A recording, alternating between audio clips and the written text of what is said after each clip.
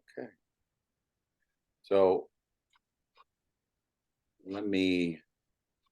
welcome to this teaching. My name's Dan Gallagher, and I'm part of Allegiance to the King, commonly referred to as A2K. And tonight I'm going to share on a teaching which is titled Thriving in Babylon. There's a book and a pastor by the name of Larry Osborne. Larry is a pastor in Oceanside, California.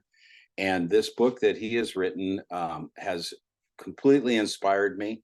It's helped me in many ways. And so I want to share on many of the highlights that I will attribute to Larry as opening the door for me on this. So I am going to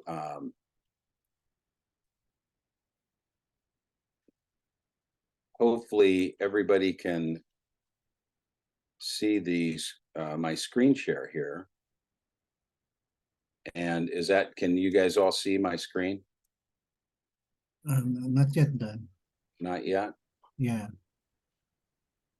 So, and I'm not sure what I'm doing wrong.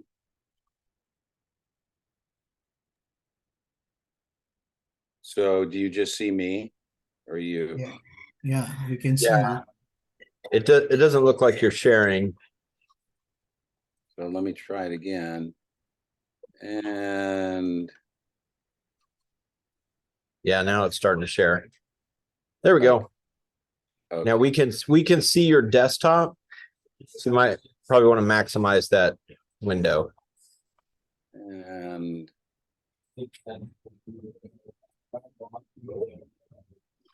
it's like, is that okay? It's a little bigger, but it's not maximized.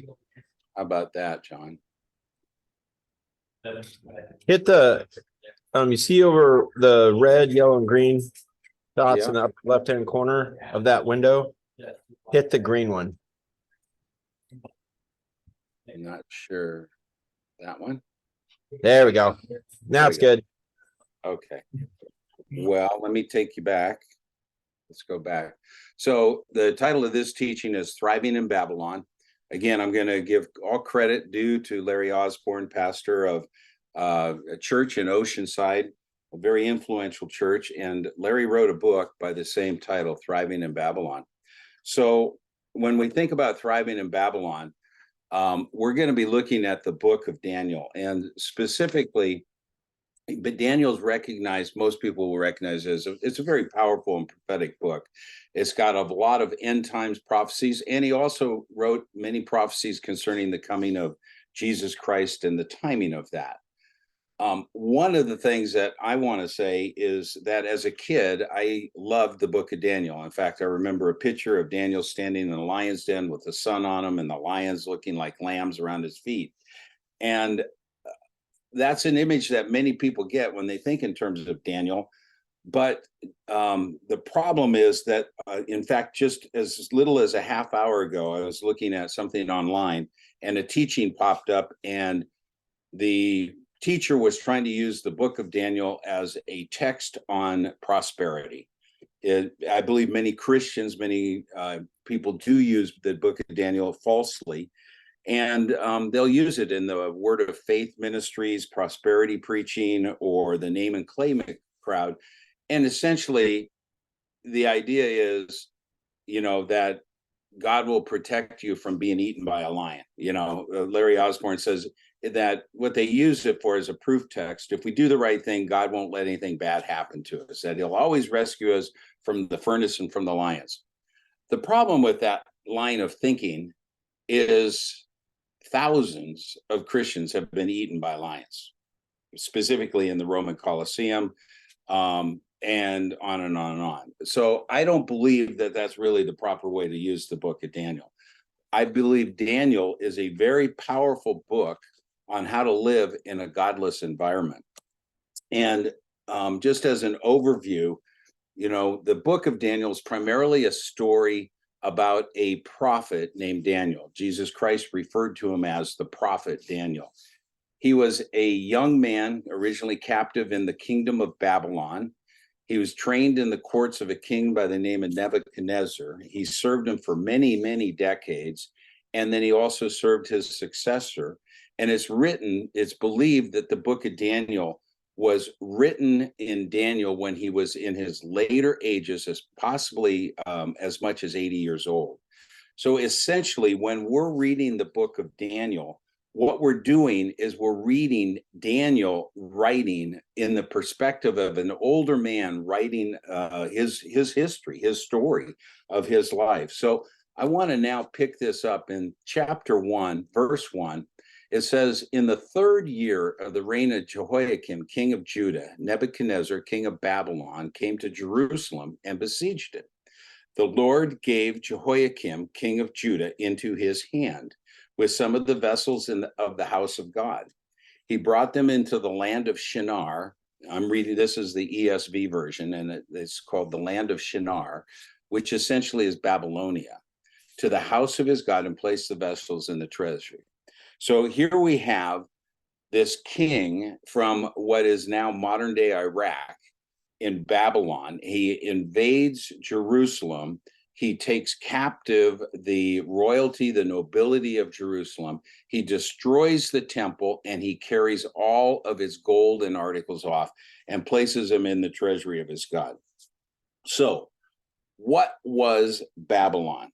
If you ask most people, what do you think was the most evil empire or evil place to ever live in the world? I know some Christians would commonly say, well, clearly Sodom and Gomorrah. God burned those up.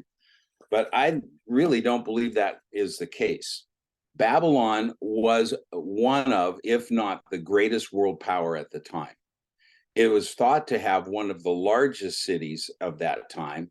It was, without a hands down, an evil empire known for cruelty and also great idolatry, witchcraft, astrology, and numerology. Why can I say that? Because when we go later into the book, into the Bible, Babylon is equated with extreme idolatry, so much so that it's called the mother of prostitutes, meaning spiritual idolatry, spiritual adultery. That's in Revelation 17:5. It also says it has filled the earth with its abominations. And it's known for oppression of the righteous, worldliness, and immorality. Babylon is synonymous with these things. And modern, in God, in one sense, is using it metaphorically. He equates Babylon with the worst of the worst, the most evil of empires. And so much so that we go to the book of Revelation, and that's how God, although it's no longer physical Babylon, he's referring to a Babylon, a spiritual Babylon, and it's still filled the world with its witchcraft.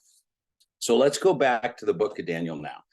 And in Daniel 1, the story continues in verse 3 and 7. It says, then the king commanded Ashpenaz, his chief eunuch, to bring some of the people of Israel, both of the royal family, and the nobility, use without blemish, of good appearance and skillful in all wisdom, endowed with knowledge, understanding, learning, competent to stand in the king's palace, and to teach them in the literature and language of the Chaldeans. Now, I'm going to read through some of these sections, then we're going to go back and we're going to break them down a little bit. But here Daniel is writing this autobiography in one sense, referring back. We know then that Daniel was of a royal family or nobility, and he's one of the best of the best. He's at the pinnacle of society. And here he is. They don't take anybody and put him in a king's court, especially Nebuchadnezzar.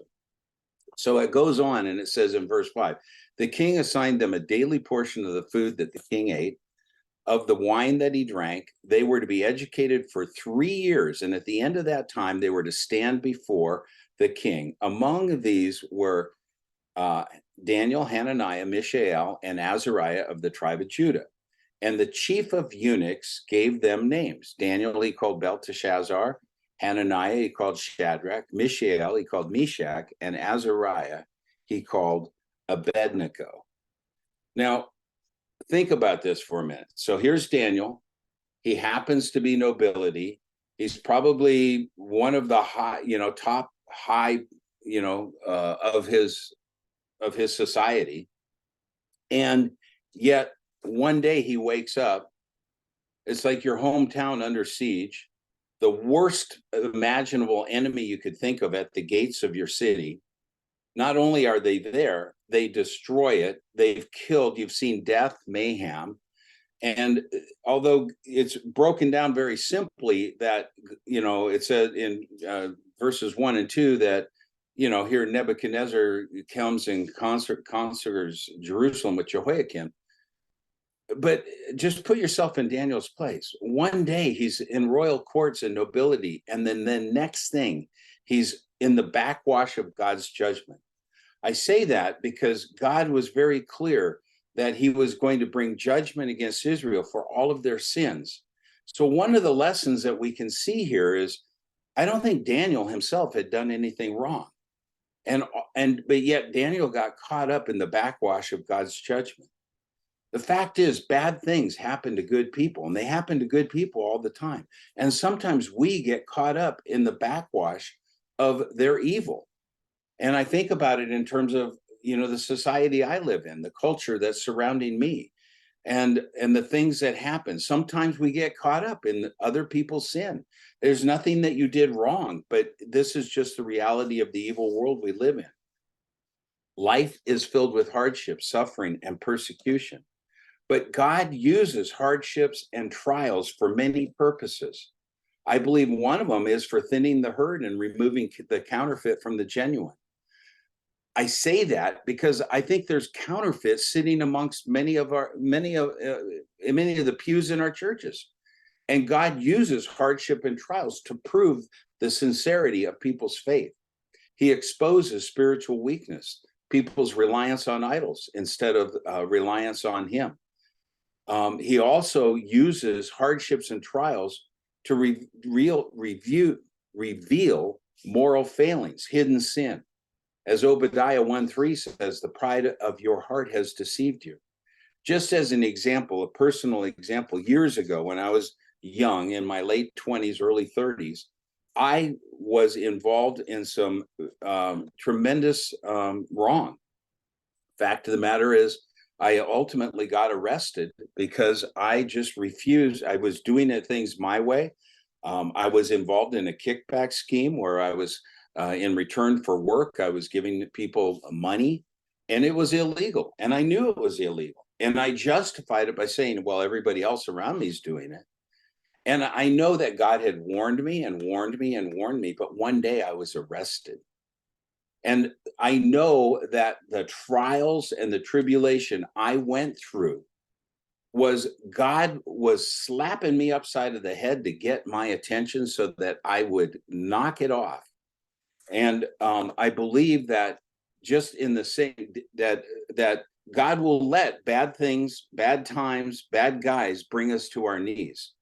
He'll do whatever he needs to do to get through to us, because God disciplines his children. God loves us so much, he will not allow us to continue on a path of sin if we are sincere in the fact that we truly do love him. He's going to bring it to our attention and say, here's your faults, and this is where you got to clean it up.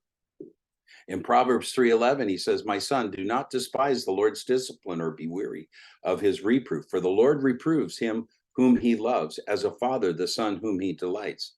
Now, don't misunderstand. Daniel was not being reproved here. Israel was being reproved, but Daniel got caught up in the reproof. God had warned through Habakkuk, Ezekiel, Jeremiah, Isaiah. He had been warning them, if you guys don't straighten it up, this is what's going to happen. And he did, because again, God will discipline. He will teach us. And all discipline, although at the time it may not feel good, it ultimately is for our good. In Hebrews 12:5, God tells us, and have you forgotten the exhortation that addresses you as sons? My son, do not regard lightly the discipline of the Lord, nor be weary when reproved by him. For the Lord disciplines the one he loves and chastises every son whom he receives. It is for discipline that you have to endure. God is treating you as sons. For what son is there whom his father does not discipline? God disciplines those he loves. His judgment begins with his own. We always think of God's judgment against his enemies, but God's judgment begins with his own. Judgment in the sense of discipline, teaching, instruction, correction, reproof. He loves us too much to let us stray. He seeks to refine us and to purify us, to prune us and to shape us.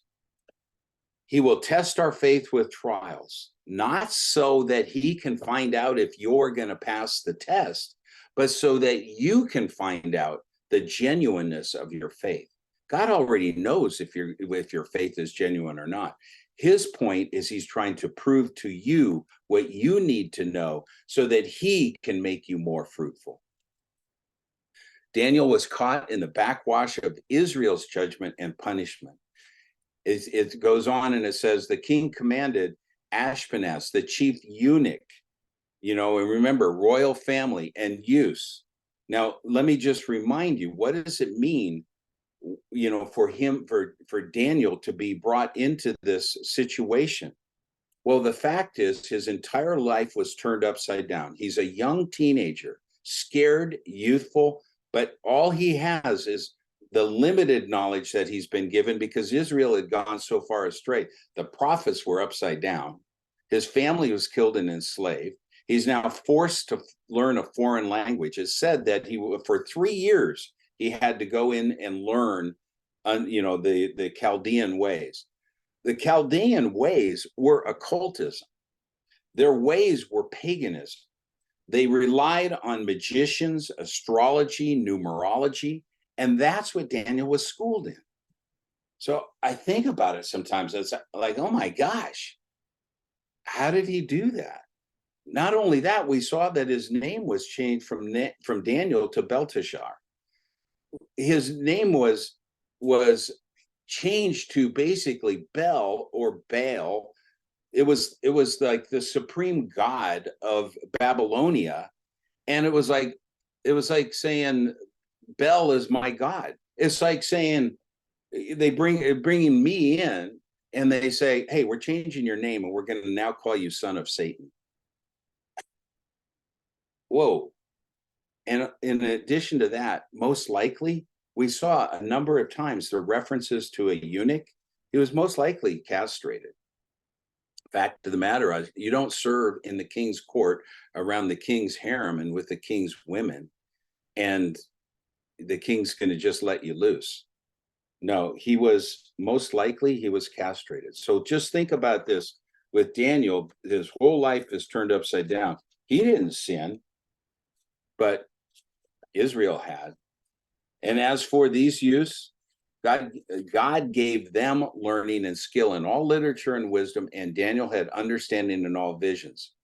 At the end of time, verse 18, when the king commanded that they should be brought in, the chief of the eunuchs brought them before Nebuchadnezzar. The king spoke with them, and among all of them, none was found like Daniel, Hananiah, Mishael. I've got the screen here, it's covering, and Azariah. Therefore, they stood before the king, and in every matter of wisdom and understanding about which the king inquired. Now, what's the king inquiring of? The king is inquiring of the Chaldean magical arts. The king is inquiring about his history and all of the stuff that we might, if I was thrown into that, I would say, oh, wait a minute, I'm not going to learn that. But as we go on, I'm going to show you, Daniel drew a line. But there's a way in which Daniel is surviving, thriving in Babylonia in the midst of all of this evil that he's being surrounded in. It says in verse 20, in every matter of wisdom and understanding about which the king inquired of them, he found them 10 times better than all the magicians and enchanters that were in the kingdom. Again, magicians and enchanters. And Daniel was there until the first year of Cyrus. So I want to take a second and go back here, because the fact is, this is clearly telling us Daniel is thriving in Babylon. He's got some perspective. Something's going on that is allowing Daniel in the midst of all this evil and paganism, which I want to say, you know, some reason I'm not able to go forward. There we go. The reason that he's able to do this is because there's specific things Daniel did, but many times I get swallowed up in the idolatry and immorality, the corruption, injustice that I'm surrounded with. And it's nothing like what Daniel had to put up with. He didn't just survive in Babylon. He thrived. He bloomed, like they say, where he was planted. So how did he do it? Well, there's probably a number of things, but here's 4 things that I've identified I want to look at. And I think there's something that, well, personally, there's something that have helped me deal with what I see going around me right now. And I'm not going to pull any bones here. You know, when we live in a society right now where guys are claiming to be girls and girls are claiming to be guys, and where we see kickbacks and injustice and all the other stuff that's going on, there's a lot of parallels. I'm not even saying we're anywhere close to what Babylon was, but there are a lot of parallels and things that Daniel did that I think we can do, and they will tremendously improve our chances for living a righteous and godly life and spreading the message of the gospel of the kingdom. So here's 4 primary things that I think Daniel did. Number 1, I'm not going to use a Christian term or a biblical term. I'm going to say Daniel had optimism. Now, we might be able to call that hope or whatever, but Daniel had optimism born from his perspective in the sovereignty of God. Daniel chapter 1, verse 1 says, in the 3rd year of the reign of Jehoiakim, king of Judah, Nebuchadnezzar, king of Babylon, came to Jerusalem and besieged it. And the Lord gave Jehoiakim, king of Judah, into his hand. Remember, this is Daniel writing this. And Daniel's perspective is the Lord did this. The Lord has brought about this. He delivered Jehoiakim. He trusted in God's sovereignty. In what I mean is, he trusted that God had something he was doing that was bigger than Daniel understood, but it allowed him to have an optimism, a hope, a trust, because when you know the end, it helps you get through the present. And the factor of the matter is, we know the end. You know, there can be great persecution ultimately coming down the road for some of us, if not in my lifetime, it is going to come. We've seen an increase in adversarial actions against Christians. We've seen in some countries the Bible is outlawed in the sense of you're not able to use it and refer to homosexuality and call it sin. But knowing the end helped Daniel in his present situation. We keep our eyes on the goal of our faith, which is life forever in the kingdom. Daniel's optimism was born from that perspective. It was an optimism that in the midst of the trials and everything else, he was able to know God is doing something and I want to be part of that program. As I said, the Lord gave Jehoiakim, king of Judah, into his hand. He chose to interpret his circumstances through the lens of his faith. The moment our problems seem bigger than God, we're either seeing poorly or remembering inaccurately. And those are 2 quotes that Larry Osborne in his book, Thriving in Babylon, said that just resonated for me. The moment our problems seem bigger than God, we're either seeing poorly or we're remembering inaccurately, in the sense of we're not remembering what God can do, what God is doing, what the plans and purposes that God has, that he's bringing about. Daniel's perspective was an eternal viewpoint in the sovereignty of God, and that gave him optimism in the midst of hell. Number 2, what did Daniel do? Daniel had wisdom. In verse 8, it says, Daniel resolved that he would not defile himself with the king's food or with wine that he drank. Therefore, he asked the chief of eunuchs to allow him not to defile himself. And God gave Daniel favor and compassion in the sight of the chief of eunuchs. Clearly, God is at work supernaturally here behind the scenes. He's giving Daniel's favor with the eunuch, but Daniel is using wisdom in how he approaches this situation. And the chief of eunuchs said to Daniel, I fear my lord the king, who assigned your food and your drink, for why should he see that you are in worse condition than the youths who are of your age? So you would endanger my head with the king. Then Daniel said to the steward, whom the chief of eunuchs had assigned over Daniel and Hananiah, Mishael, and Azariah, test your servants for 10 days. Let us be given vegetables to eat, water to drink. Then let our appearance and the appearance of the youths who eat the king's food be observed by you, and deal with your servants accordingly. So he listened to them in this matter and tested them for 10 days. At the end of 10 days, it was seen that they were better in appearance and fatter in flesh than the youths who ate the king's table. So the steward took away food and wine that were drink and gave them vegetables. Now, let me just point out that Daniel didn't object to the name change, right? They called her Belshazzar. I already said this, like calling me son of Satan. That's like calling me son of a false god. I mean, he didn't object to that. He didn't object to having to learn 3 years occult witchcraft. He knew it was all bogus and BS anyway, but he didn't object to that.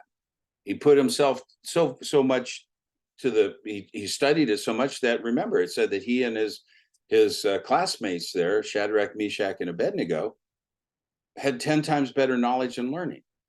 But where he did draw the line, he drew the line on a dietary thing. And I think that it was a point where he took a stand, but he took a stand and he did it with wisdom. He had the wisdom to know where, how and where to pick his battles. Like I said, he put up with an extremely ungodly situation. He put up with an ungodly name change, and he put up with ungodly education, but he had the wisdom to know where he had to draw the line. And his wisdom caused him to act with humility and respect. Number one, remember, he had optimism, he had hope in the sovereignty, and his perspective was God's backing this play up. But number two, when he knew that God was saying, take a stand, he did it with wisdom. And that wisdom allowed him to act with humility and with respect. So the third thing that Daniel did is Daniel had courage. He knew where to draw the line. And I love the idea that when God's word is dear, we draw the line. Now, I'm sure God wasn't happy with the idea that Daniel had to learn occultism, magic, stuff, arts, and all that stuff. But God clearly told Daniel, hey, on this dietary thing, this is where you draw the line. For what reason, I don't know. I could speculate that maybe this is one way that he was able to get the eunuch's attention when it came to the dietary thing. But I do know that courage brought him a win. And when we have courage, it brings wins, and wins bring on bigger wins.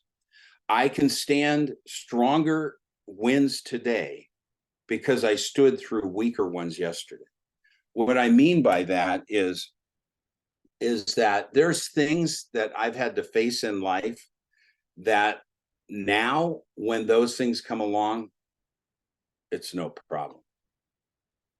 But when I was 18, 19, 20, they were a big deal. Courage and taking a stand leads to wins, and those wins will build on themselves.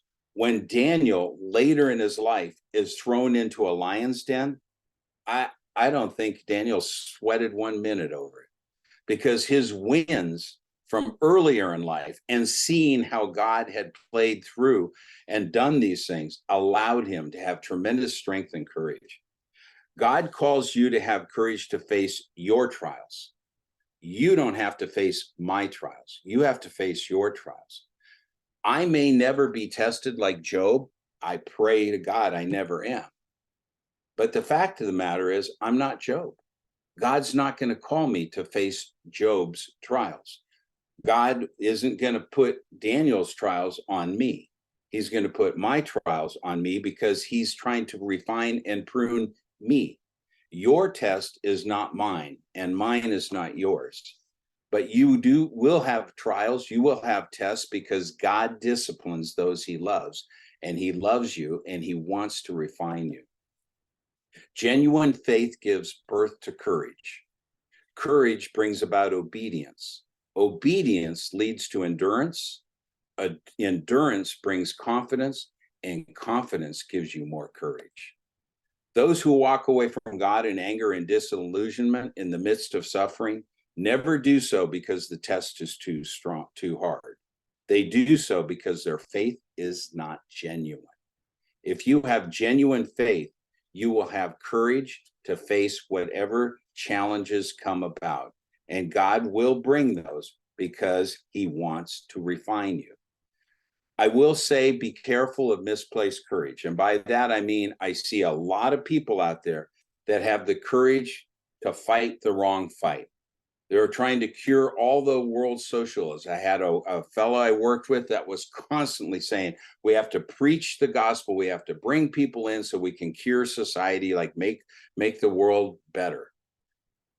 The world is not going to get better till Jesus Christ comes back. In fact, the world is going to get worse. We don't preach the gospel to cure the world's social ills. Once a week, I pass people on an intersection who are holding signs about abortion with pictures of fetuses and just terrible signs. And I am against abortion, but I don't know of a single person they brought to the Lord by that type of behavior. Are they courageous? Yeah, they got a lot of courage standing on their thing. I've seen people down in downtowns and yelling and calling people to misplaced courage. I've also seen people with a lot of courage quick to correct the behaviors of others. I'm not called, neither are you, to correct the behaviors of others. I'm not called to take on a fight against homosexuality and all the other stuff that's going on. But I am called to preach the gospel. And that's what people need. And that's what will heal. People are looking for political saviors. And they're up and down and quoting prophecies and all this stuff. There's always going to be a crisis every day, but we have got to know the difference between what I don't like versus what God forbids. There's a lot of things I don't like. And when I was younger, I used to think, well, if I didn't like it, God must be against it too. Well, the fact of the matter is, God's at work. God's got a plan. God's doing stuff. And he hasn't let me in on all of it. And he hasn't let all of us in on all of it. So we have to trust in the overall perspective that God is at work. We're called to do one thing: preach the gospel, invite people into the kingdom. Daniel drew his line in the sand where God told him to draw the line. And the last thing that I saw Daniel have, and I've mentioned it already, is humility. Daniel was humble to the sovereignty of God. He was humble to his circumstances. He was humble to his captors. He was humble before the king. His humility was always demonstrated through respect. And I see many times, I've been caught up in it myself, where I don't like the injustice I see. I don't like some of the stuff that's going on. But acting without respect is not going to help us to advance the kingdom of God. Larry Osborne said, courage with humility can shake the very foundations of hell, advancing the kingdom of God into the most unlikely of places, even Babylon. So that, my friends, that, I know you can see my screen now, but that is the end of my teaching. And I just want to close with inviting everybody to investigate allegiance to the King. We have our website, a2k.org. Let me see if I can make this bigger. I don't know, John, if you can, anyone can help me. Well, probably not. But anyway, probably looking pretty small on your screen, but the point is our website is a2kchurch.org. We're building a kingdom for those that are faithful to our King, Jesus Christ. And I invite you to please come and participate with us. So I'm going to stop the recording and